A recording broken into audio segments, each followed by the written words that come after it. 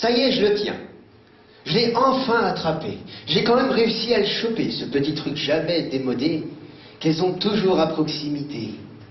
Ce petit truc qui pour nous ne sert à rien, à part après à laver nos chemises à la main, à grands coups de K2R, ce partial témoin de leur joie, de leur peine, bref, leur fond de teint.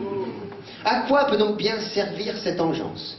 À croire que se plâtrer le visage donne de l'élégance. Mais cette pseudo-poudre, ne surtout pas sniffer, doit forcément regorger d'utilité cachée.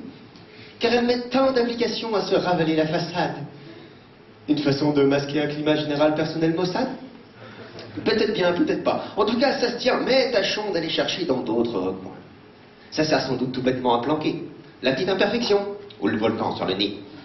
Comme utilité, ça semble être la plus adaptée, mais il y en a forcément d'autres à aller chercher.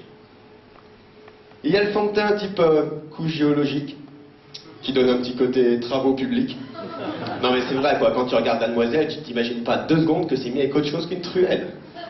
Il y a le fond de teint type film plastique, qui donne au visage une autre dynamique. Et quand tu regardes gentiment, comme ça, tu sens qu'il y a derrière un travail plus délicat.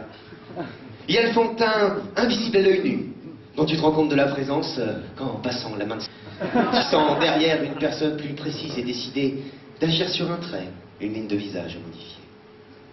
Ça joue sur leur psychologie, je leur mettrai ma main à couper. Une façon de s'approcher de l'image de leur moi intérieur idéalisé. Bon, d'accord. C'est comme ça, c'est l'air vachement compliqué. Alors que c'est tout con quand on y repense en vérité. Le fond de teint est un élément important de leur communication. D'ailleurs, quand il y en a et quand il n'y en a pas, on les regarde pas de la même façon. On en tire tout de suite une conclusion sur leur personnalité, sur la manière dont elles se voient et comment elles pensent l'assumer. Enfin bref, je voulais parler d'un truc bête mais pas méchant, auquel on ne pense pas mais qui n'en est pas moins important. Je voulais juste amener un regard masculin sur ce qu'on appelle comme si de rien leur fond de teint.